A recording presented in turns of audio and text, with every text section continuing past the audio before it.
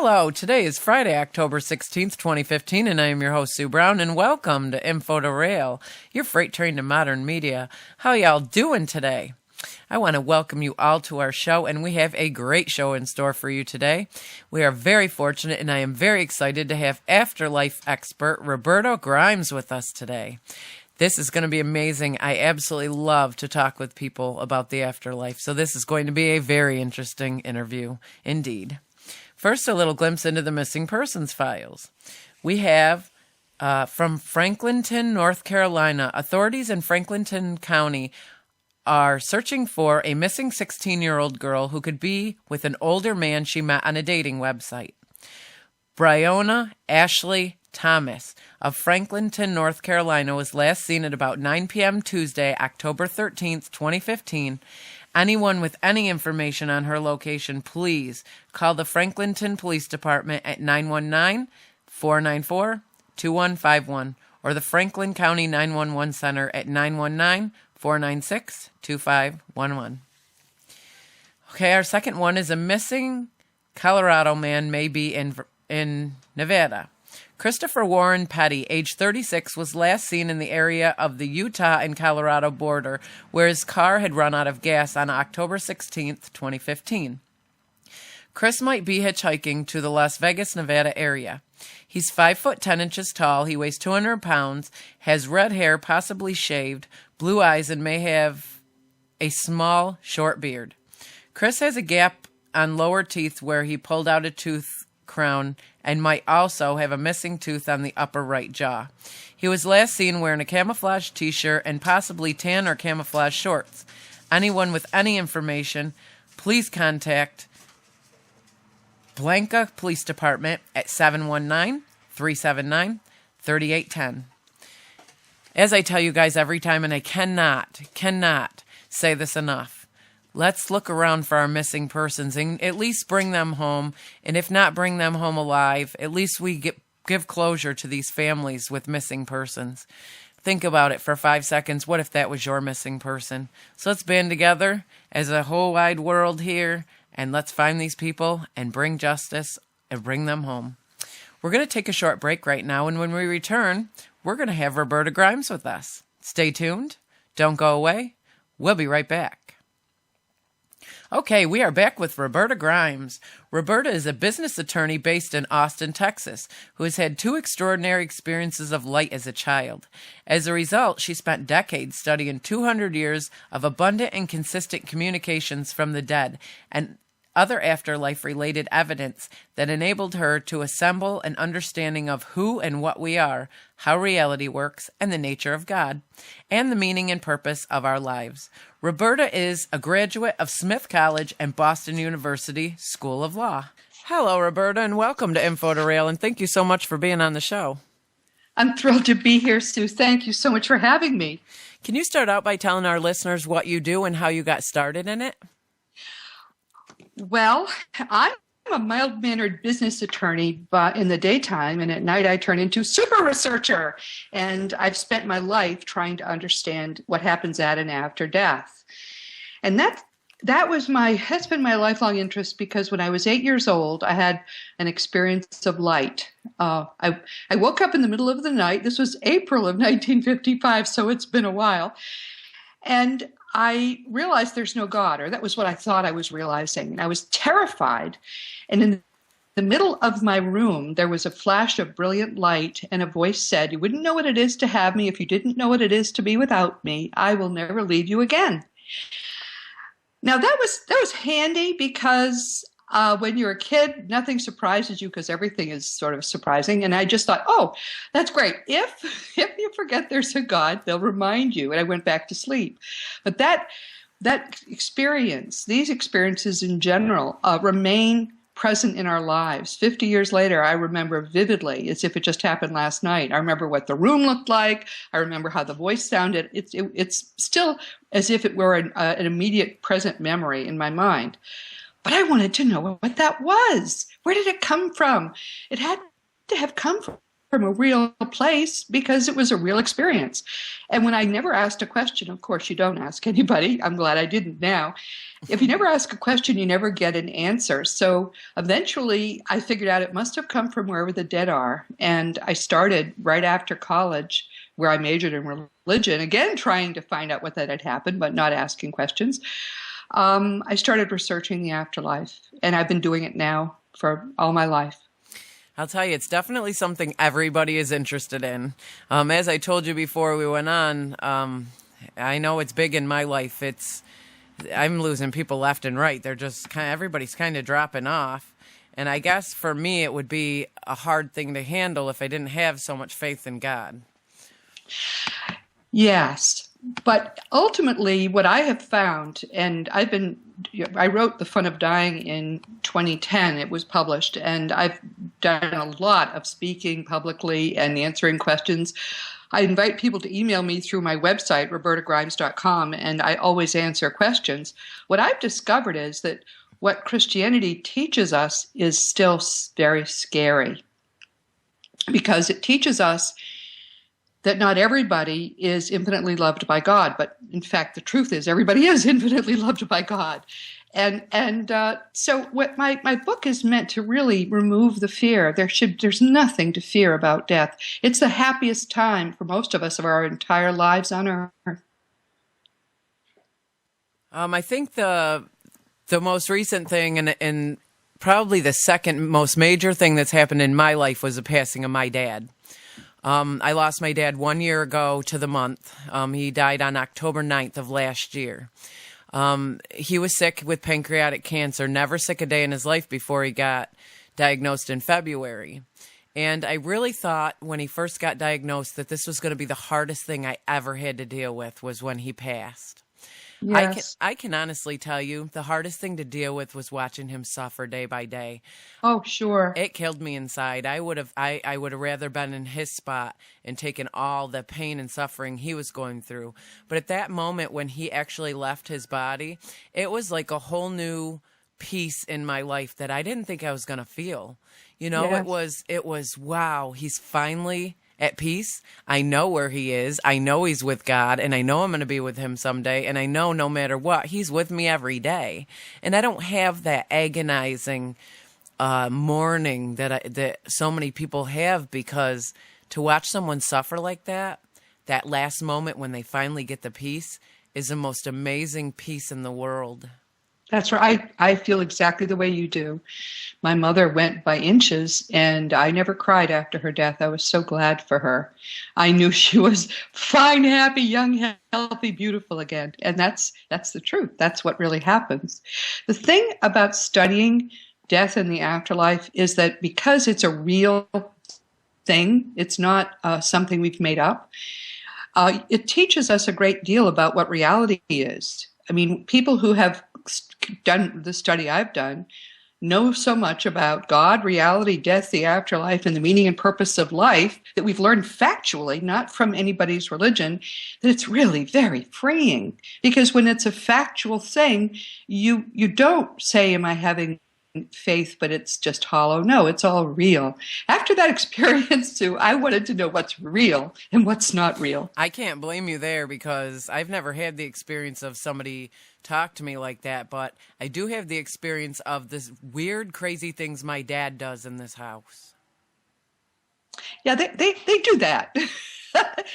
a lot. My second book on this subject is called The Fun of Staying in Touch, and it's about how our loved ones contact us and how we can contact them. And what I've found is very few people understand what the very predictable signs are. The usual signs, the fancier signs, it's all very predictable. They have a science where these people go after death in which very advanced beings actually teach them and help them to give us amazing signs, just to comfort us, postcards back to us to let us know they're fine and we'll be joining them. A lot of mine are in my dreams. You know, I ask for signs in my awake, and the signs I get, I'm by myself. So it's so hard. It's so hard for anybody else to believe that what I just experienced when nobody else was in here. But that's the problem. Yeah. You're absolutely right. Well, in my dreams, when he first passed, I think it was that night, or maybe it was the night after. I was standing in my kitchen, and he comes around the corner of the kitchen, and I just froze. And I looked at him, and I said, the sense of humor he had, don't sweat the small stuff was his favorite line. And, life is too short to worry about things that are not in your control. Don't worry about it. I'd say it's supposed to snow tomorrow. He'd say, and what are you going to do about it? That was how he was. Yeah. And he comes around the corner. I'm like, what are you doing here? You're dead. And he looks down at himself and he says, I don't look dead to me. Feel fine. Feel better than I ever have. Wonderful. And he goes, so shut your beak. And that's what he always said to me. And I'm like, with my normal quirky with my family, I looked at my mother and I said, if my father's not dead and he's still alive, then whose ashes are in his urn? And my mother goes, well, I don't know. We better check that out. It was so silly, but at the same time, it was him. It wasn't, this was a dream where it was really him and he was really there. The way for people to recognize that kind of wonderful communication dream, because we often dream of people who have recently died, but the way you tell the difference is, first, it seems solid and real. It has a sort of sense of reality about it that many dreams don't have. Usually the physics works and often they're in a familiar place. But the most important way to tell is, just as is with you, the case, if by the end of the day it still seems as fresh an experience as it seemed when you woke up, that's a real communication dream. Your loved one really did meet with you. One of the things we learn is that when our bodies are sleeping, our minds never need to sleep. So what our minds do is to travel astrally. We're all out-of-body travelers. Sometimes we just stay in our bedroom and we converse with our guides and loved ones there. And sometimes we go to the astral levels of reality, which are comparable to where the dead are, but they're not in the same place. But they have real solid buildings, real solid everything, and we meet there with our dead loved ones. And it's just as you described it. It's real and normal and kind of fun and happy. And that's the way it works. That's really the way reality works. I'm assuming he came just to let me know that, now he's whole and at peace. And he's fine. Yes, right. Yes. I'm sure that's why he knows you fretted about that.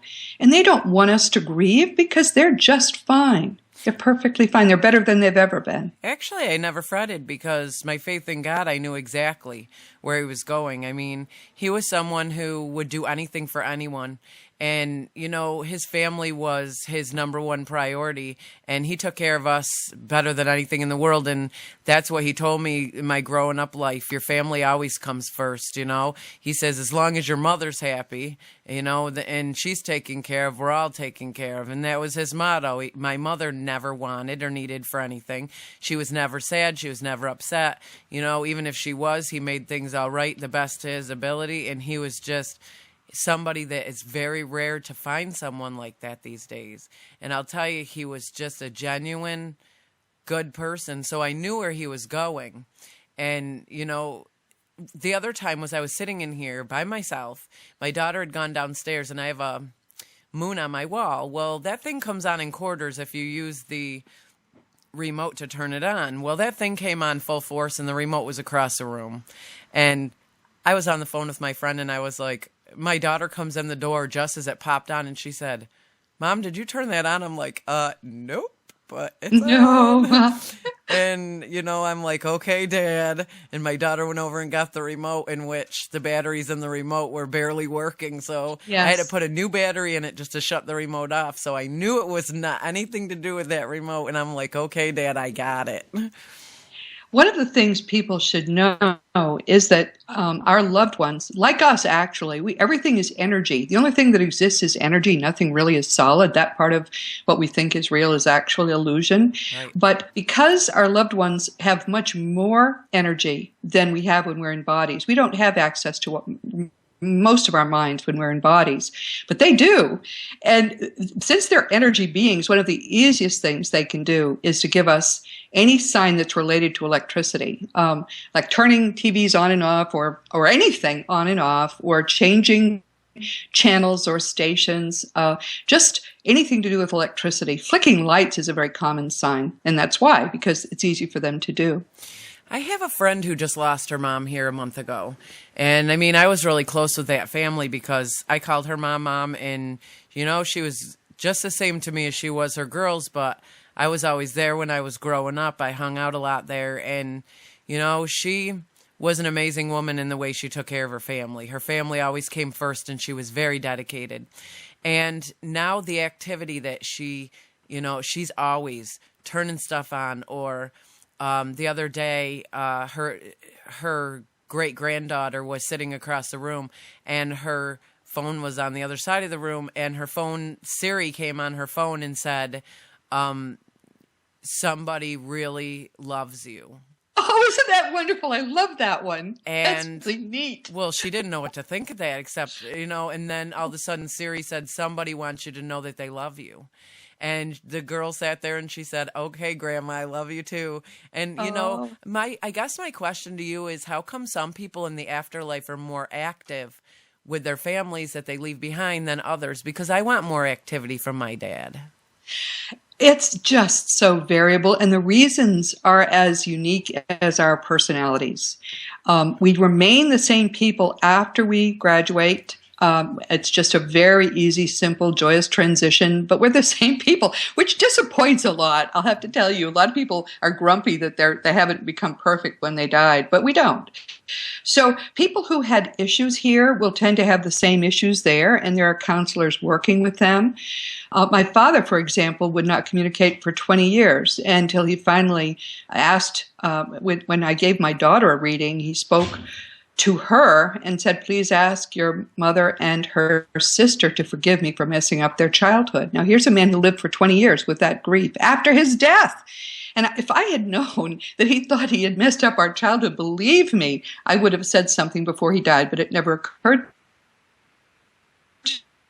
to me.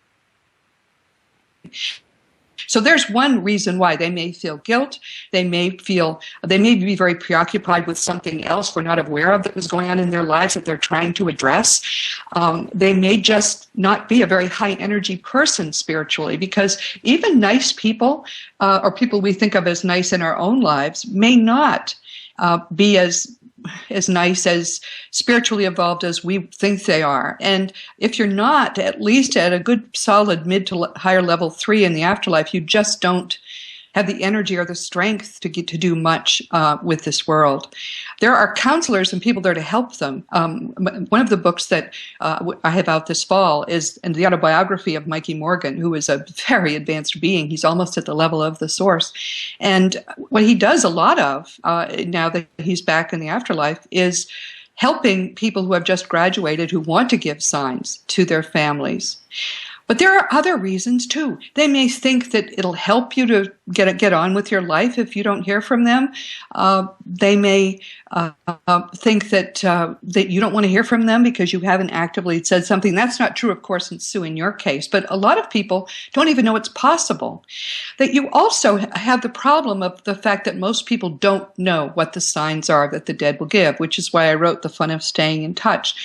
There are very predictable things they'll do, and they all could be, quote, coincidences. And so they're dismissed as coincidences the first couple times your loved ones do them, and you don't say anything, your loved ones are not going to do anything else. So many people listening, if you're 6 or 8 or 10 months past a death, you may never hear, because you may in fact have gotten some signs right after the death, but they were subtle enough that you dismissed them as your imagination or as coincidence or whatever.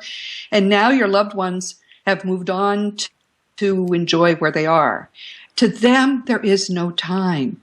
The way it will feel to them is they're going to have long, full, wonderful lives there, and they'll turn around in a minute, and there you'll be, having died at the age of 96. That's how it feels to them, we're told. It's hard to imagine. So they don't grieve for us. They can check in on us if they want to, although, as I say, if we haven't responded to their signs, very often they just say, well, I'll see him in a minute, or I'll see her in a minute. And they go, skateboard or snowboard. Snowboarding is what Mikey does now in the afterlife. So what are some of the signs that we may be getting that we don't realize? The most common ones are coins, usually pennies, which will appear where they shouldn't appear. I mean, if you find a penny on the sidewalk, it means nothing. If you've been finding one every 3 or 4 days and suddenly they're all around you on the sidewalk and you're not near a bank, that's probably from your dead loved one. That one fellow emailed me and told me that he had just cleaned out his entire car. And then he knew there were no coins in the car. He got back in the car again, and the cup holder had a penny in it, which had the date of his father's death, the year of his father's death on it. That's a sign. There's no way around that fact. Wow. That's a sign. Feathers are another thing they'll do. One other woman emailed me and said that she had been they had a pool, and there were never feathers around the pool. Her mother died. They came home from the funeral, and she said, I found 50 feathers of all kinds all around my pool. That's another sign. Mom gives feathers. Many people give feathers, and for some reason, it's something they'll tend to continue to do. If you're finding feathers and you always say, hi, Mom, when you pick them up, you'll be getting them for years. They mess with electricity. People will say, oh, there's something wrong. We've got to pay the electric bill. Why are the lights flickering? That's Mom or Dad. That has been happening or whoever else you love. And another thing they'll do, if they're a little more advanced, is play songs. You step into an elevator and you hear the song that you danced to at your wedding. Or the same happens when you walk into a Walgreens. I got a wonderful sign from Mikey, whose book I helped to write just last week.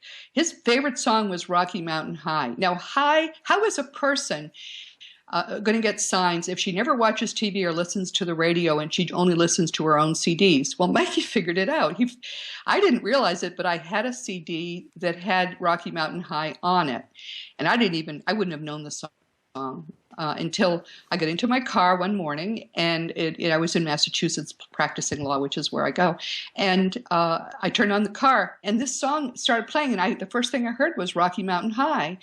I said, oh, that must be his song. And he channeled in, of course, a thought of himself at the same time. That's what Mikey does. He's the specialist at giving us signs that are songs. He does it to his family every day. Now, if you do what I did, which was to say, wow, Mikey, thank you, do it again, he'll try to find another moment when he can sneak a song in, even though it wouldn't occur in my natural life. But it's very important. He tells us to acknowledge anything that conceivably could be a sign and to do it aloud. Don't worry about people looking at you funny on the street. You see a coin in front of you, you say, thank you, Dad, and pick it up. Say it aloud. He says that the energy of your thanking them verbally and aloud is a way to help to ensure that they will do it again. Wow. I know that, like I said, my friend who just lost her mom, she's very active. The things she does are very, you couldn't deny them if you wanted to. They're so obvious. But it makes me crazy because I want more from my dad. The lights flickering, I kept saying, there's got to be something wrong with the electric company. Man. Right. These lights are flickering, and they were flickering like 2-3 times a day, and it was 3 or 4 times a week. And I'm like, is it us or is it the whole town? Well, I asked my aunt up the street, and she says, our lights aren't flickering like that. And I'm like, oh. So here I was thinking it was a whole town, and my mom said, I hope it's not something in our house. I hope our wiring's not bad. And I'm like, that's not happening anymore, so it must not be. But I want more signs. My dad was one of my favorite people, and I just love the connection. I'm not afraid of it at all. I think it's great. He's fine. He's already given you a lot of signs. One of the hardest things for us to do is the same thing you're going to need to do as a parent, which is to learn to let go a little bit, because you don't want him to feel that he has to keep reassuring you. What I do with my loved ones is to say, thank you. I know you're fine. If you can do more, great. If you want to do something else, it's okay too. Because we tend to think of our loved ones as sitting on the edges of clouds and swinging their feet kind of wistfully and wishing they were with us. The absolute opposite is true. There is so much more to do there than there is to do here. Everybody has a young and healthy and beautiful body, and they have all the time in the world because they don't need to sleep or eat. And it's always daylight unless you want night, in which case you can have night. But it's just a perfect place to be. And you can, anything you enjoy doing here, you can do there, only even more so. For example, Mikey's favorite sport when he was here, something he had last been on Earth in the 1600s, so he didn't know anything modern, which is why he came back for a brief lifetime in order to learn how to communicate with us. And he learned how to snowboard when he was here. And what he discovered when he got back is that there are tremendous mountains in the afterlife with real snow, and the snow, he said, feels cold because you remember snow as being cold. But of course the air is not cold, and he snowboards there like he never could snowboard. He says he's as good as Shaun White. Now, I don't know who Shaun White is, but apparently that's a big deal. He's a major snowboarder, and Mikey says he can't wait for his friends to get there so he could show them what he can do now. Isn't that touching? That's awesome. I think my first experience that I don't really understand was when I lost my grandfather. Somehow or another, I knew he was going to pass that morning when I woke up. And I said to my mother, my grandpa's going to die today. And I thought my mother was going to kick my butt because it's just not something you say to somebody. Well, I had that feeling and I knew. Well, I went back to sleep. I went in the living room, laid down on the couch and went back to sleep. And all of a sudden, I'm standing up in my grandparents' house, 3 houses up, but I'm not there. It's just it's me, but not my body. It's your astral body. Yes, absolutely. And I watched him die in front of me. And that was the most devastating moment, I think, of my entire life. And I didn't realize people that close to you died. I mean, I lived in a fantasy world. How old were you then? I was probably 18. It was 1990. And, wow. But for me, nobody that close to me ever died before. So for me, this just was not something that was possible. Yeah. So 2 weeks of my life, I don't remember leaving my room. I don't remember eating, going to the bathroom, talking to anybody. That part of this 2 weeks of my life is gone. But I almost think that I had that experience so that when it was time to lose my parents, it was going to be okay. Yeah.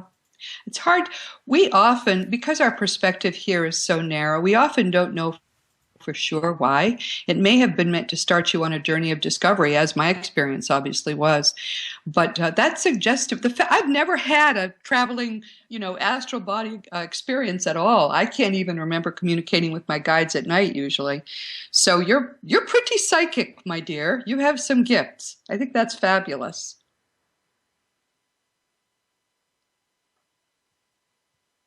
Sorry about that. Something was not right on my board. Can you repeat that one last time? I said, I'm as psychic as a post. And I don't remember what happens when I'm out of body at night. I don't remember any of that. I've never had that kind of experience, but it suggests to me that you are naturally psychic. And I think that's just wonderful. That's, congratulations to you to have, that's a gift. Well, I've been doing tarots most of my life. So I knew that I had the psychic ability, but you just wonder sometimes why you would be given such a dramatic experience at that. I wonder a lot why I was chosen to see that moment in time when my grandfather passed. I mean, to me, I thought that was the worst thing that could ever be shown to me. And that's what I kept saying is, God, why would you show me such a horrific thing? But now, since I've lost, and then I lost my grandmother afterwards and stuff like that. But I almost think that it's done for just that reason, so that maybe when the people closer to us are passing, that we have a little bit of better understanding what death is and how to handle it. Right. It may be that was the only death you were going to witness for a very long time, and you were meant to go deeper. You're meant to work to deepen your own understanding and broaden your mind and your heart. We get a lot of experiences that we don't at the time or even for a while understand. I didn't understand until this year why I lived for 45 years, never told anyone what it. In fact, I had the same experience a second time when I was 20. I was very discouraged about having majored in religion when I couldn't figure out what I would do with it. And I had the same light, middle of the afternoon, and the same voice said, "I will never leave you." So that's I have 2 experiences of light. I didn't realize till this year why I thought it was so I would investigate the afterlife, and that was probably part of it too. But we are given these glimpses, extraordinary experiences, hugs from spirit. So many things happen in our lives that we never tell people about. I've come to believe, and I'm pretty confident this is true, that by the time we reach late middle age, all of us have had some experience that was extraordinary that we have not talked about, except maybe to our most intimate friends or family. I didn't tell even my parents what had happened to me when I was a child with the light until I was 45, and my mother had a similar experience associated with my father's death. Then I thought, I'm not a freak! And I told her what had happened to me. Do you think that the reason why we don't share our experiences like that is because we're afraid of what people are going to say to us? They're going to think we're crazy? I think we're protecting the experience because it's real. You know what happened to you, but you also know, even when you're a child, that nobody's going to believe you anyway. Exactly. And so since they're not going to believe you, they're going to ridicule and basically soil what you know is a perfect spiritual experience. We are, in our very nature, spiritual beings. The only thing that exists is spiritual reality. This universe is less than 5% of what even scientists know exists. It's all spiritual. Our minds are part of God, and that is the only thing that is real, is God. Now, and our minds as part of God. Jesus told us all this stuff. We just never believed him. When we pass, what exactly happens to us? It's a wonderful, that's why I call my book The Fun of Dying. Getting to death is sometimes not fun, as happened with your poor father, and I'm so sorry about that. But once we are at the threshold, it begins to be a lot of fun. In the couple of days before death, we will typically see people we used to think were dead, and they'll look young and healthy. They usually appear in the upper corners of the room, and when we start to see them, we usually stop communicating with the living. Or sometimes we'll say, can't you see him? He's standing right in front of you. But nobody else usually can see them except for us. The wonderful Raymond Moody coined the term shared deathbed experience, and he reports on some in his book, Glimpses of Eternity, which came out, I think, in 2010. But typically, it begins to be our own experience when we start to see our deathbed visitors. And then when it's time to actually start dying, our bodies are made like Matryoshka dolls, like Russian dolls. They're nested energy bodies. And the outer couple are going to stay here and be dead. But most of what is us is going to leave, and it starts to sort of gather. People who have been awake while this was happening, it doesn't hurt, they say, but they say you can feel it separating in your extremities, and feeling from the body comes up your arms and legs, and all of you gathers in your chest, and then it leaves through the top of your head or through your chest. People who are sitting at the deathbed will sometimes see a mist above the body when we're leaving the body, but then the mist seems to disappear because our vibratory rate is rising rapidly once we're out of our body. To us, it feels terrific because there you were imprisoned in a boat anchor, that dying, awful body, and suddenly you feel light, powerful, healthy, happy, fantastic. You're floating in the air. Or the people around you our parents, our grandparents, people we thought we had lost are there, and they look wonderful. And it's like the best time, the best moment of your life is when you first leave your body. You're still attached by the silver cord, which is, the Bible talks about, it calls it a silver cord. And that's the way it looks if you see it. It's an energy cord that has kept you attached to your body and kept your body alive while you were here. When you traveled out of body, your silver cord kept you attached. But it frays and it disintegrates. When that happens, your physical body dies. And that is a moment of extreme danger. If your listeners remember nothing else, please remember, when your body is dying and when it actually dies, the people around your deathbed are going to be alarmed, even if it was an expected death. They're going to feel for pulse, and you're going to want to reassure them, hey, I'm fine. Look at me. Here I am. But if you do that, your risk is that you will lower your vibratory rate again to theirs, and you'll no longer see your loved ones. We hear about ghosts. We hear about apparitions in old houses, and they seem to be people who tried to reassure the people around their deathbed rather than going with their deathbed visitors. You always, always have to go with your visitors. You can help, once you've died, you can help those that you left behind and comfort them and give them signs, as we've been saying, but you can't do anything for them when you are just out of your body. So what happens then is you leave that level of reality and you go to the next. And the best way to think about this is as a television set. In your room right now, wherever you're sitting, there are hundreds of signals, electronic signals, like TV channel signals. And if you had a TV, you could turn it on and you'd pick up a signal. And what you are doing right now is your mind is that television set, and it is tuned right now to that body on this level of reality. When you die, all that happens is that your mind tunes to a slightly higher rate, like a higher TV channel, and it picks up a whole new solid reality in exactly the same place. And when that happens, people who have sort of looked at their deathbed scenes say it starts to get vapory and vague, and then it fades away, and around you is this beautiful, beyond beautiful place, and that's heaven. Believe it or not, it is that easy and that joyous to die. There is a lot. I do paranormal researching and paranormal investigating.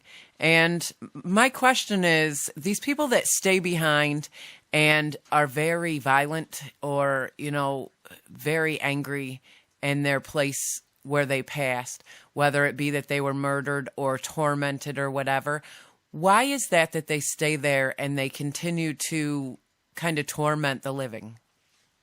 Because there are negative emotions, grief, anger, jealousy, all of those negative emotions, they lower our spiritual vibratory rate. If you die at the height of anger or any negative emotion, you will never be able to raise your spiritual vibratory rate even enough to perceive your deathbed rescuers or visitors. And when that happens, you're basically stuck out of a body and out of time, which is important. They don't realize time has passed since they died, even if it's been hundreds of years. And you may not even be angry anymore, but you're stuck in an emotion that you can't get rid of. Now, all these people will be rescued. Nobody gets left behind, but it can take a long time because the only way that you can be rescued is if you can perceive a rescuer. This is why sometimes living psychics are able to reach them because we are at an artificially low vibratory rate. Our rate rises fairly rapidly after we die. What Jesus called the outer darkness is really the only thing that we would think of as hell, and we put ourselves there. Nobody put us there but ourselves because we couldn't forgive ourselves for stuff we did. So this miserable, awful place, once you first graduate to the afterlife, sometimes you'll help to trying to rescue those people because you're still raising your vibratory rate right after your death. But very quickly, you get to the point where they can't see you either. They certainly can't see the upper level beings who are there trying to rescue them. I mean, it's all energy. And the highest, by far, vibratory rate possible is perfect love. It is the opposite of fear, pain, anger, all of the negative emotions that we've talked about. So the best way to make sure you're going to have a happy afterlife is to just follow the Gospels, read the Gospels devoutly, and learn what Jesus said, which is you got to learn to love perfectly. It's not easy, but it's easier than you would think when you take it seriously. My dad was not, my dad at the end was kind of frustrated with life, and he would say, God don't like me anyway. And that was his thing, being sick and stuff like that. And his biggest fear was leaving my mom and us kids. And that's what he kept saying. He kept saying, the only thing that bothers me about leaving is that you guys are going to forget me. And I don't want you to forget me. And every day I make it a point when I wake up in my mind or even out loud to say, Dad, I didn't forget you today either. Oh, that's lovely. That's great. But I don't know how he could even think anybody could forgive him. He helped so many people, and he was so well known in this community by everybody. So, at the end, that's what I want. Well, at the end, I know that my grandmother came back to get him, his mom. I Yes. know she was here. And when my grandfather passed, he was 97, his dad. He told my father, he said, "You got to move over that way a little bit. I can't see your mother. She's behind you." Isn't So, that lovely? yep. So I know my grandma came and took my grandpa, but I believe my grandmother took my dad too. May well be the case. It seems to be whoever you will trust most. And it can be an animal. It doesn't have to be, or it can be a crowd. It could be several people. There are reports of parties around deathbeds of a whole lot of people that came to get someone. But this business about being forgotten, I think it's important to understand and accept that we're all going to be forgotten, even by those that we love. Not forgotten, but the pain has to become less raw, or we can't go on with our lives. I mean, Mikey in his book, Mikey's book just came out. He died in 2007. And one of the things he says is people are already starting to forget me. And yeah, the people he knew were young adults. He died at 20. So they're going to be on with their lives. And they knew Mikey and they loved him, but they're not seeing him now. And they're in their late 20s now, Mikey. They're getting married. They're having children. And that's the way life is. But the beautiful thing is those that we loved, that we thought were lost, are waiting for us. And the parties, one of the things people don't know is that partying is very big, especially when people just get there. They have parties like you would not believe. In heaven? You would not believe. It's joyous, especially if you've done something good. I mean, there was one woman, Jesus says, let your left hand not know what your right hand is doing and giving. So she made a habit while she was alive in her adult life. Every day she had to do something for someone anonymously. And if she was discovered to have been the doer of whatever it was, she made herself do something else. It was just what she did with her life. She was a lady, about 100 years ago. So she had a lot of time, and she was very, very, quote, religious about doing it. When she died, she reported, actually someone else reported, because there was such a hullabaloo about this woman when she got to heaven. They gave parades for her all over heaven. She was celebrated. And all she had done was one anonymous good deed every day. And an observer, was reporting this to his family, which is why we know the story. But if you want a parade in heaven, you might try doing one anonymous good deed every single day. Not only is it good for you spiritually, but you can get a parade out of it, apparently.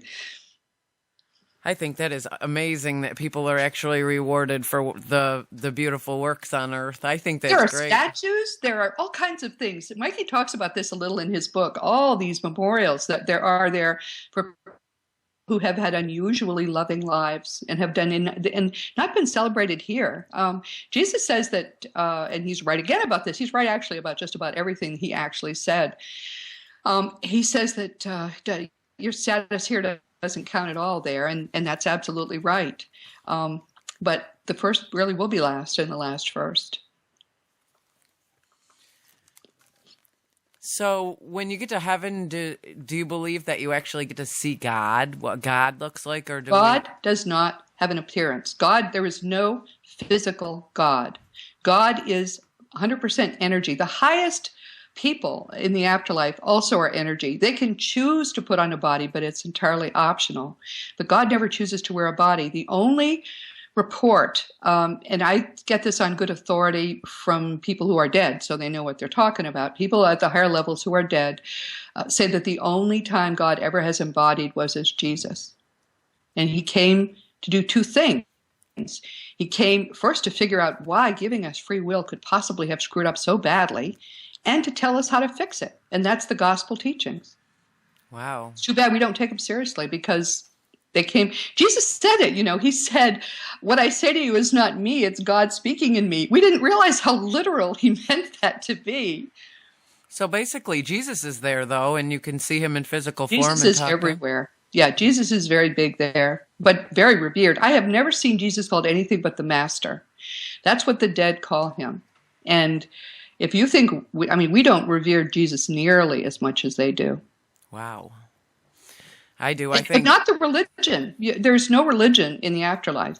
There's no religion. And there is no earthly religion, which is right, because they all are based in historical, cultural sort of artifacts. So basically, we all serve the same God. We just view him as a different name or a different idol. But we don't understand God.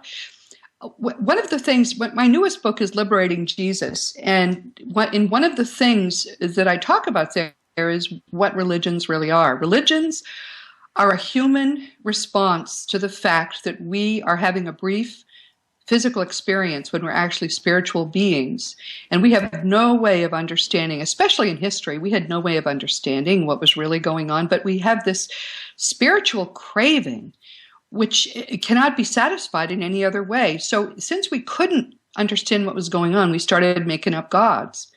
And that goes way back probably to the first person who stood upright, way before we were even people. Bad things would happen. We would, in desperation, maybe sacrifice something and discover that it made it better. And then we would try to put a personality on this entity we had made up.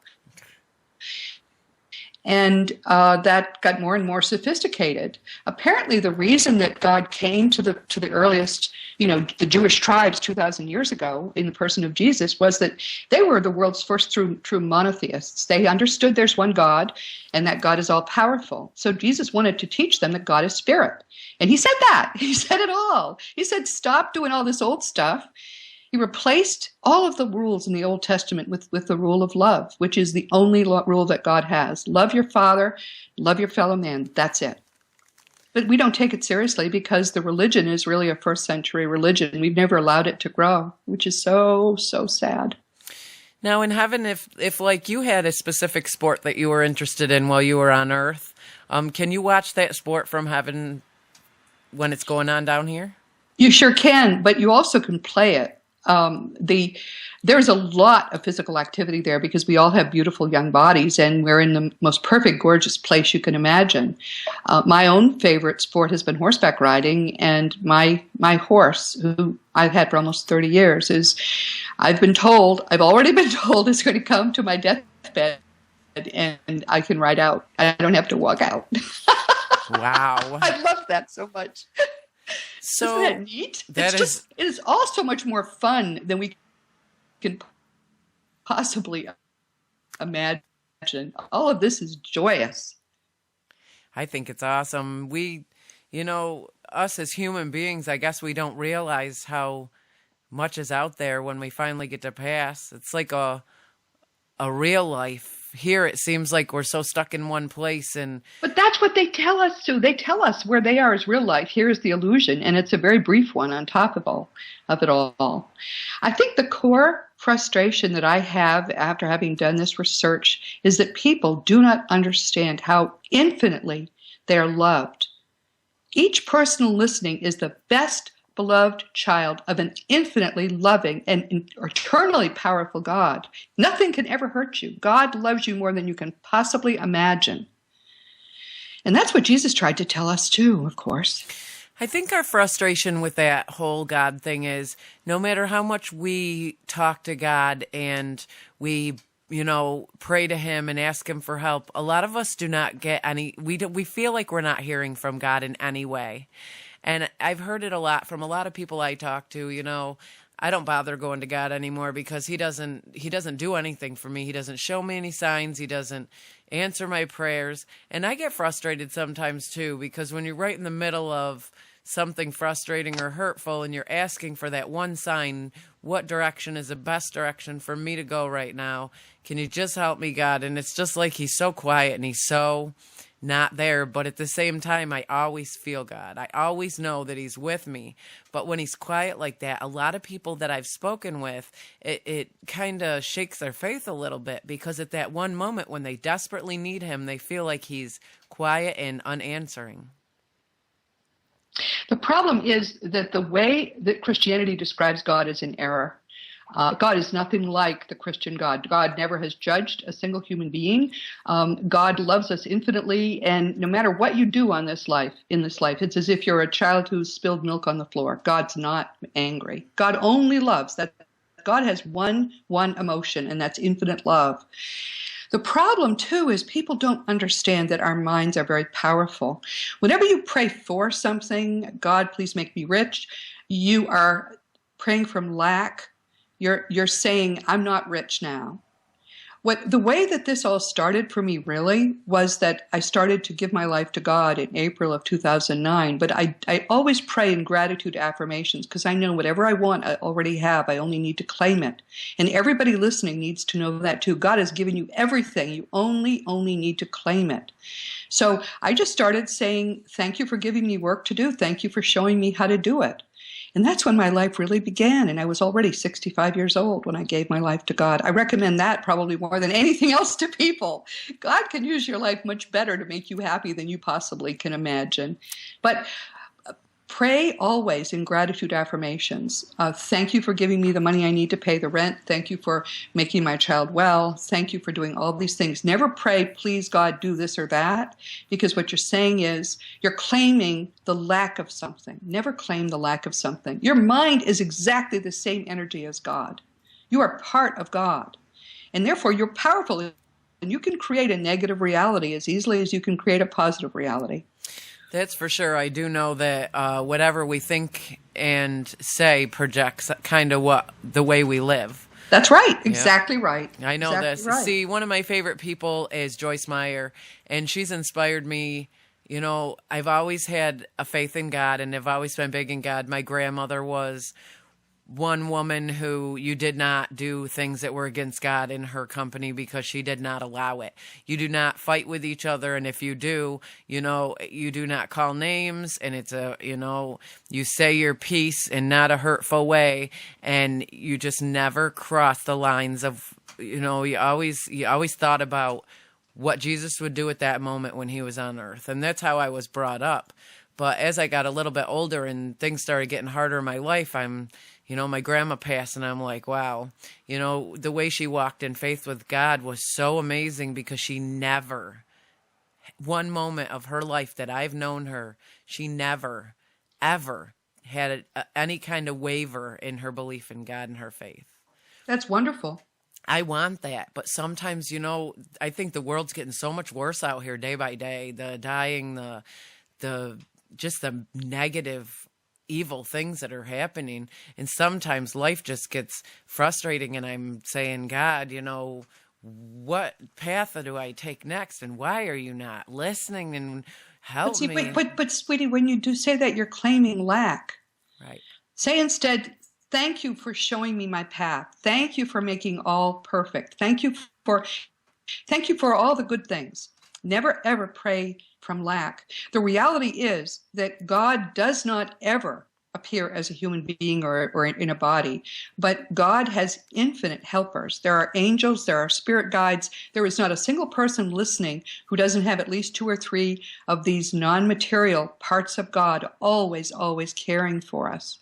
Now, we make a plan before we come into this lifetime, and we plan because there it's perfect, right? And we're trying to grow spiritually, and it's very hard there because there's nothing to push against. So we want to go to the gym, and that's what this earth life really is. And we want to plan to get on all those tough machines. I'm going to lose a child. I'm going to have this horrible illness. I want this or that bad thing to happen because I will, in surmounting it, in learning to love and to forgive as part of it, I am going to grow by leaps and bounds spiritually, which is the only thing you crave when you're in the afterlife.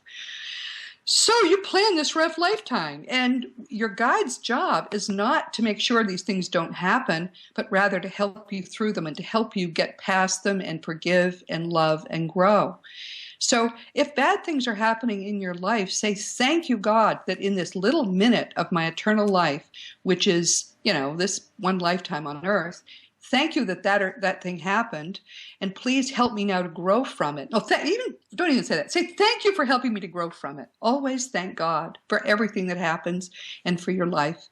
Because when you die, you will be able to realize all of the spiritual growth that you have learned on earth. And you can advance very high in one lifetime if you understand how important it is. That makes a lot of sense. And that's the stuff I learned from when I listen to Joyce Meyer, and I try. But, it's hard to change that part of you who prays in lack to that part of you who prays for what you already have and claims it. And, I think that's a learning experience that we all need to. It's just habits, too. It's just Yep. putting away habits that have never worked and taking the habits that do work. The greatest handbook for rapid spiritual growth ever written is the parts of the Gospels Jesus actually said. Now, they edited the Gospels. They took out things. The Council of Nicaea specifically and other councils changed the Gospels. So parts of the Gospels are not, and you can demonstrate it, are not what Jesus said. But most of what's in the Gospels is what Jesus said. And people say, well, what about the Gospel of Thomas? Yeah, Gospel of Thomas is wonderful. But if you're a Christian, it's hard to look beyond the Bible. All you need to do is read the Gospels and learn how to pick out the stuff that is not what Jesus said. The words of Jesus, Thomas Jefferson said the words of Jesus stand out in the Gospels like diamonds in a dunghill. And he's right. You can certainly see what Jesus said and what he didn't say. And if you just read them every day and live by them, that is the quickest way you can possibly have, whatever your religion is, doesn't matter. But that's the best handbook for rapid spiritual growth I've ever seen. For me, it's hard. I don't exactly. I'm somebody, if I listen to the words of the Bible audibly, whatever you say that. If I listen to it, I get it. Or if somebody else talks to me about it, I get it. But to read it, I'm not one who understands what I read very well. I don't know if it's my ADD kicking in or if that's just how I learn. I can read a fiction book, and as soon as I put it down, it's like, oh, that was a good book. And it's, I think I remember or actually understood half of what I read, but for me, it's hard to understand what I read. So, I don't, that's why I say to God, please don't hold it against me that I can't sit and read your whole Bible, but. You don't have to read the whole Bible. There are 4 books of the Bible that matter, and that's the teachings of Jesus, Matthew, Mark, Luke, and John. Jesus says right in the Gospels not to care about the Old Testament. People don't take him seriously when he says that, but he does say that. My new book is Liberating Jesus, which talks about all of this. And I think if you read Liberating Jesus, you'll never look at the Bible the same way again. The words of Jesus are living words. They're eternal words. The words of the Old Testament are first century words. You can see the difference. It's really obvious. I would absolutely love to read that book. I think that would be absolutely wonderful. So I'm definitely going to get that. And when I do get the book, I'm hoping you'll autograph it for me. So when I order it, I'm definitely hoping you'll autograph it. I have books like L.A. Marzulli sent me his Trail of the Nephilim books and stuff, and I got to get him to autograph them. But I absolutely love, when my guests, I get to read my guests' books, and, for me, that's amazing. And the stuff that we're talking about today is stuff that, these are the things that so many people would be so much more at peace in their life if they knew. And I'm so grateful that you took your time out of your busy schedule to come on here and share this with my listeners because, I guess life doesn't have to be as hard as we make it when we know what beauty lies beyond. That's absolutely right. And, Jesus said, if you hold to my teaching, you are really my disciples. Then you will know the truth, and the truth will set you free. 100% right, dear. It is exactly right. It's right there in the Gospels, but people just don't take Jesus seriously as they should. So we all have guardian angels that are around us all the time. Is that true? Oh, yes. Okay. Oh, yes. We all have at least one angel. And this is what I think, based on the evidence, their primary duty is to keep us from being damaged here until it's time for us to get damaged as part of our plan and time for us to die. So they're taking care of us mostly physically. And we all have at least one guardian angel who is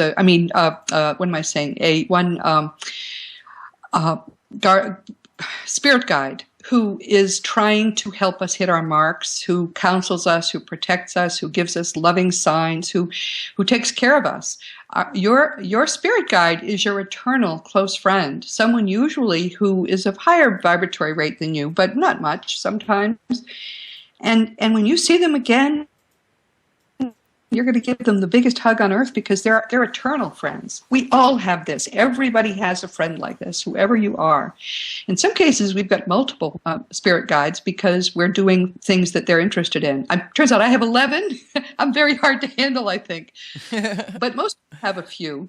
You probably have 2 or 3 anyway.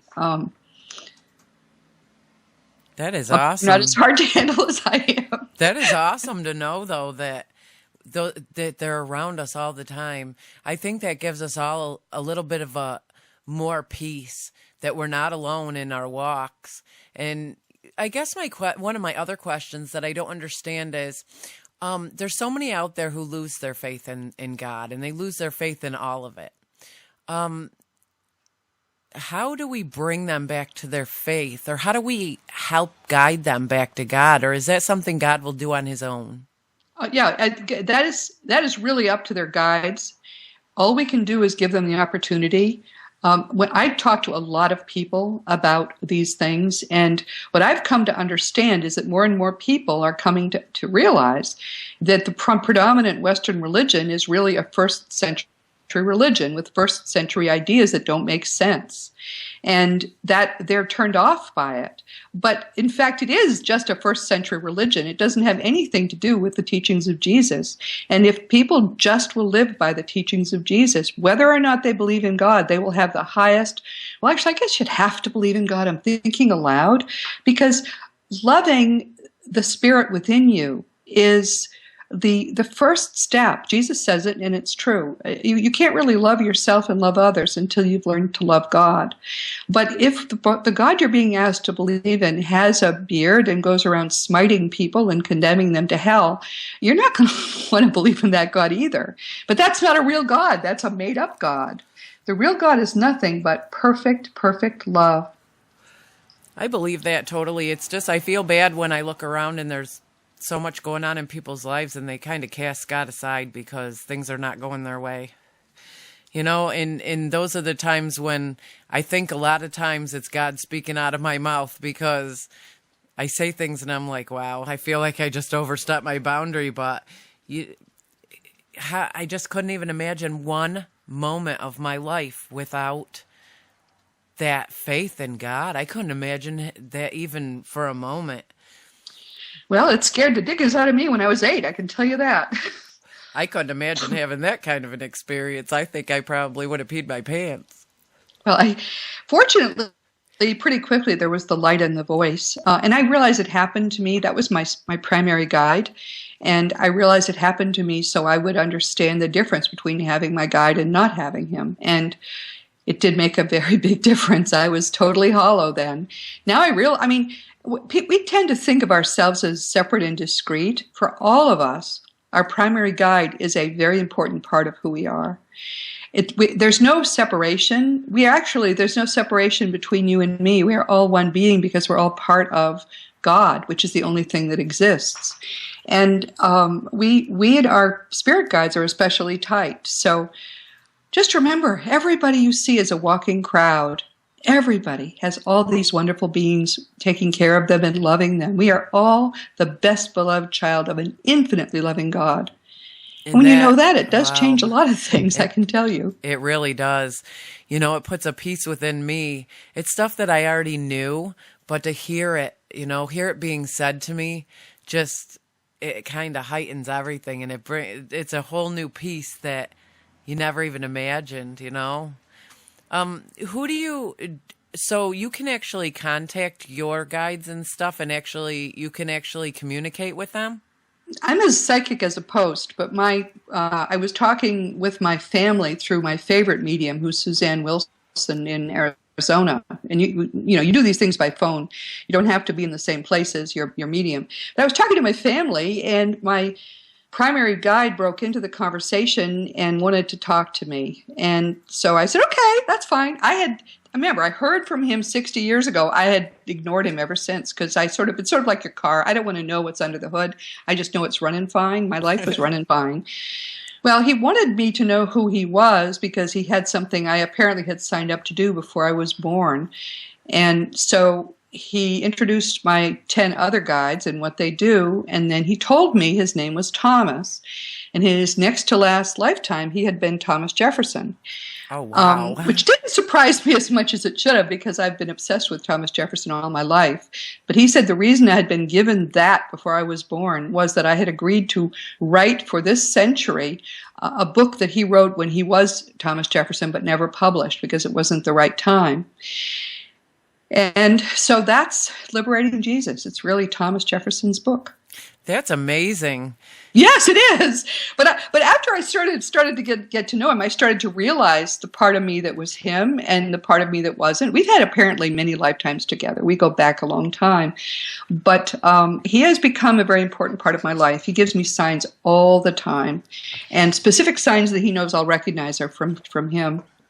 So I recommend to everybody, get to know your guides. You probably can't do it on your own. You probably need a medium who is versed in doing that. But I have regular now communications, meetings with him, really, through Suzanne. And it's getting to know him and who he is now. And he doesn't want to be thought of as Thomas Jefferson. That wasn't even his last lifetime, nor was it his most important lifetime, he insists on telling me.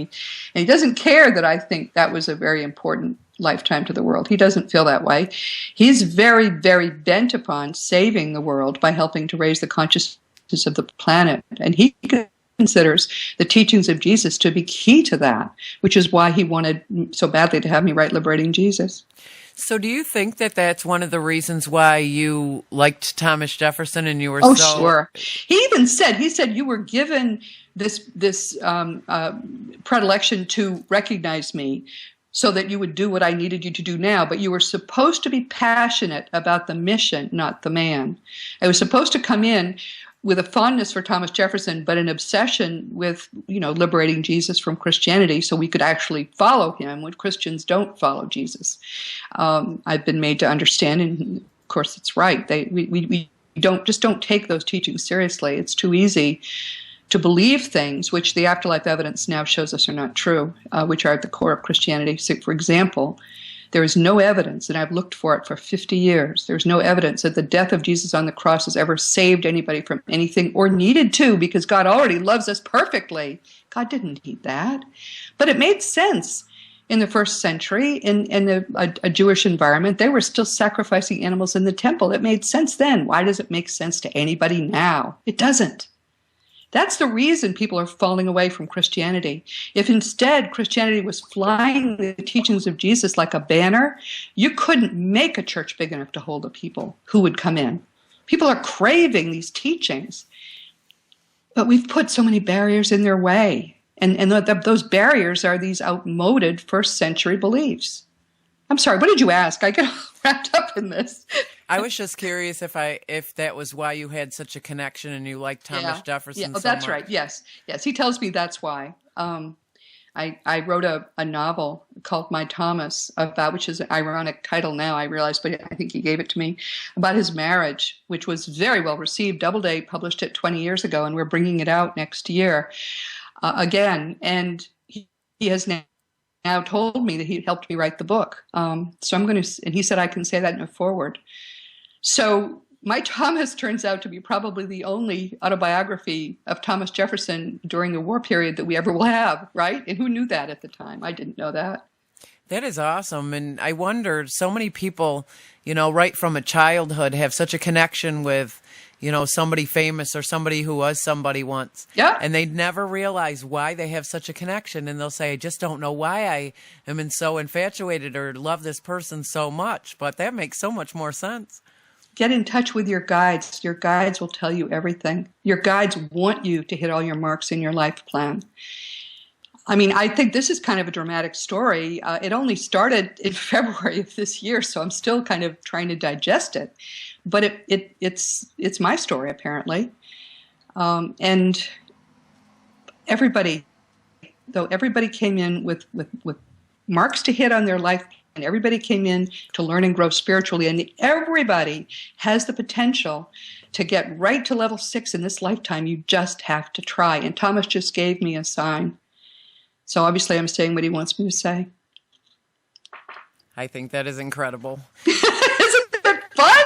This is That's what's so much fun about this. My mother It's has like he's had, always here with me, holding my hand. I can't tell you. It's wonderful. that's my mom with Elvis. She's always had, even from a child, this obsession with Elvis. And I'm right now living with my mom because when my dad passed, it was important to be here to help take care of my dad. My mom is 72 years old, and, my dad was 70 when he passed, almost 71, and it was important. My family was very close. My dad was the youngest of 9, and we're all close on that side. My mom's got 2 brothers. One passed. We were always close on that side. My family was very close-knit. And for me, it was very important to be here for my dad's passing and to take care of my dad in his last months of life. And I'm still here with my mom, taking care of my mom. And, we're thinking about selling the house and going our own ways. She's going to get her own little place. And it's so hard because to just want to be here and take care of my mom just seems like what I'm supposed to be doing. But she has such an obsession with Elvis, and I always wondered, why do you have such I have a bit of good news for her. People who have been performers here very often will do some performing in the afterlife levels. The only one of whom I am aware that you hear of all the time, Mikey actually has been to an Elvis performance. Elvis apparently is of a fairly advanced vibratory rate, but he is going to stay at level 3, which is where most of us enter, and keep performing until everybody who was a fan of his on Earth has graduated. That's his little resolve. So she's going to get to not just meet him, but see him. You want early Elvis, you want late Elvis, you want fat Elvis or thin Elvis. You can have any Elvis, apparently. That's awesome. She will be so happy to hear that. To this day, every Christmas is so easy. Just buy her an Elvis calendar. That was my dad's Christmas gift to her. Yeah. Every year for Christmas, my dad made sure she had a brand new Elvis calendar to start the new year. And now now that my dad is gone, my daughters, my 19-year-old, who was probably the closest of all of us to my dad. In his dying months, he taught her how to drive. He, made sure she got her license, and they became, her and my 21-year-old were his all night long caregivers because he would not sleep. He could not sleep. The pain was so horrible, and he was so afraid that if he sat in one spot, he was going to die. And so he had a walker, and he wasn't walking very well, but holy cow, he's not sitting in that chair for more than a half an hour, and then he has to go to the other chair, and then he tries his bed, and then he's back to the living room chair. And they were his caregivers. They were up all night long while the rest of us, got to sleep. And he was so close to my 19-year-old, and, she makes sure that my mom has her calendar now because my dad couldn't. He passed in October, so in December, my daughter said, I'm going to make sure that she gets the calendar that Grandpa always gave her. And to me, that was him kind of working through her. And that, to me, that's amazing. But, this conversation with you has given me so much more peace. I thought I had a lot of peace in my life, but now the peace I have is way beyond any peace that I ever thought I could ever have. This is amazing to know that there's so much out there after this life that, I'm not in any hurry to get there. I have my kids to raise and stuff, but I look forward to that day when it's my time. Bless you, dear. That's a wonderful thing to say. Thank you. That's why I'm here. My job is to help you and help everybody understand there is absolutely nothing to fear. And the worst fear is fear of God. Do not ever fear God. God is nothing but love. Fear is the opposite of love. When you really get how much you're loved, you'll never again fear anything. The only fear I've ever had about passing and not being here anymore is leaving my kids behind. We're very close, and my kids have already said, Mom, if you die, we're not even going to be able to live anymore. And I keep telling them, you know what, when it's my time and God takes me home, you're going to have to learn to live just as good then as you are now, if not better. And it's okay, because I'm always going to be with you, whether I'm on this earth or not. And dear, the best thing you can do is to teach them what really is going on. That's what I've taught my children and grandchildren, because I'm a lot older. I'm going to go soon. So I teach them what is going on for all of us. The same thing that makes you no longer fear, that same sense of certainty about how perfectly wonderful and loving this all is, that can comfort your children too. And that's really what is going to make them feel okay about losing you, because they're not losing you. It's very temporary. You've gone around the corner. They'll catch up soon. But also, they'll be there too. And it's just, reality is so much more wonderful than our most optimistic imaginings. There's no religion that can begin to tell you how wonderful it is. Well, I can tell you that my children have learned so much from being right beside my dad in our dining room where he passed. The only one who I did not allow to be home that day that he passed was my 8-year-old, because I just don't think that would have been something that she was ready to accept. But all the other 3 of my girls were here. They were by his side when he passed, and they watched. And, for me, I think that will help them to come to that peace when it is my mom's time and it is my time. And, when they're left with no parents and no grandparents left, and to give them the peace that, my dad still visits my 19-year-old all the time. On Father's Day, she's got like tons of pictures on her wall, and only one picture, there was no windows open, no nothing, and that one picture just kept kind of flapping outward and moving around. And she said it woke me up. She said, and I looked up on my wall and this picture's going crazy up there. Mom, what is going on? And I said, it's Father's Day, and your grandfather was the closest thing you ever had to a dad, and he made sure that he made his presence known on Father's Day, that, hey, I'm still here. Don't you think it's wonderful? I mean, imagine living in the kind of reality which we sort of were taught about before, where, you could go to heaven, you could go to hell. A lot of people were going to hell. Everybody was separated from everybody else. That's how I grew up. I was a very devout Christian all my life. And then finally I knew I had, because I was studying Jesus so intensively and coming to understand, he told us all the stuff that the afterlife evidence is telling us. He told us 2,000 years ago, so I can prove Jesus was a real deal. But also, I came to realize I couldn't be a Christian and still follow Jesus. They're so different. The teachings of Jesus and the teachings of, I was both Protestant and Catholic. I've never seen a church that puts the teachings of Jesus first. So I had to make a choice. I chose Jesus. I've never, ever looked back. To have a close relationship and a close walk with the Master is the greatest way to progress spiritually by far. I don't have a church that I go to right now, because the church that I did attend down the street from me, the pastor is not a man of God, in my opinion. Many of them are not. Well, You're right. He was not, because the town got together and kind of took my house away from me, and they stated to me that they only did it just to, hurt my family, and they were new here, and they thought that they should take over this town in which I've been in for my entire life, and my mom grew up here her entire life.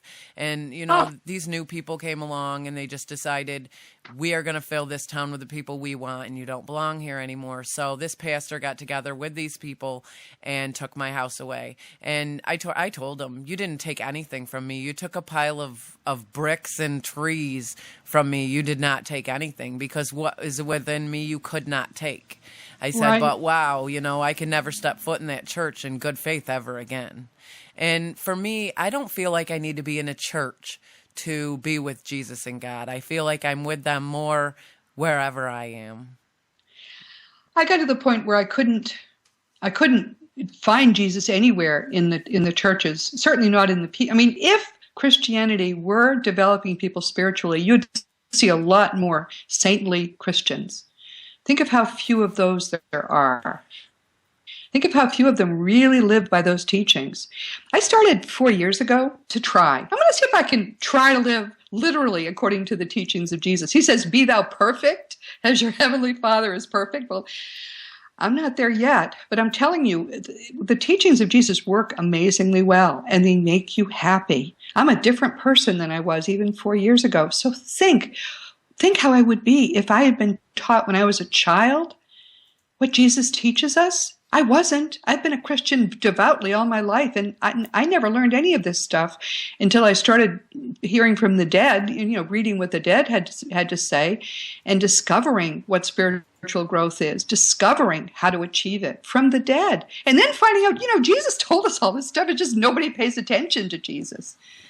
That's very true. So that's why I wrote Liberating Jesus, dear. I can't wait to read it. I'm excited about all of this. And I want to thank you so much for taking I'm sure you're a busy woman, and the fact that you took time out to come on the show and talk with us means the world to me. This was probably the most fun and the most educational interview I have ever done. And I am so thankful for you. You are amazing. Oh, thank you, dear, so much. But I have fun. You see, this is all fun. It's meant to be happy. We are meant to be happy. And I'm so glad it's helped you. Thank you so much for saying that. It has helped me more than you know. It has given me a sense of peace now that, nothing could ever even shake my faith. It couldn't even begin to even move the ground. Thank you, dear. Oh, thank you. And I'm going to send you PDFs of the books so that you don't have to buy them. I'm just delighted to be able to help you. Oh, thank you so much. I appreciate that. I can't wait to read. This is so fascinating to me. But you know what? For my listeners out there, I know that they're going to love you as much as I do and appreciate you as much as I do. I mean, you have changed my life in just a little bit over an hour. Bless you. Well, everybody should know my website is robertagrimes.com. You can contact me there's a little contact box there. And if you don't hear within 24 hours, send flowers. I answer all my emails because my joy is helping people to learn these truths. I have to talk to people one by one to help that happen, but I'm happy to do that. Well, you're amazing at what you do, and God has definitely blessed us with you. Thank you, darling, so much. Thank you, and I hope to have you back on again. Just let me know. All righty. You have a great day, and God bless you. Anytime. I'm happy to come back. Oh, that is amazing. You too, Sue. Thank you. All right, bye. Did it work? Were we okay? Bye-bye. Bye. Oh, my gosh, you guys, that was the most powerful interview I have ever done since I started this. And I love all my guests, and I'm so grateful for all my guests. But wow, did I just not have a spiritual awakening in the biggest way. That was great. And again, I want to thank her so much for her time. She is just an amazing human being. And her faith and her joy and her happiness and all of it just changes your whole outlook on life. And it just... You know what? It brings me to a piece where I am so happy to be. And I really hope it does that for all you listeners out there. So definitely go visit robertagrimes.com and check out those books. I can't wait. Well, that's all we have time for today. We post our shows on YouTube. And if you want to know more about our guests and upcoming shows, just visit us at info2rail webpage. Just Google info2rail and click on our Google Sites page. I want to thank you, each and every one of you, guests and listeners, for making this possible. If it wasn't for you guys, I wouldn't be able to sit here and do what I love to do. And each and every interview, I'm going to continue to thank you all for your support and being here with us. And we hope to see you here each and every week. May God bless you and keep you, and may his face shine upon you in these uncertain times. We'll see you soon.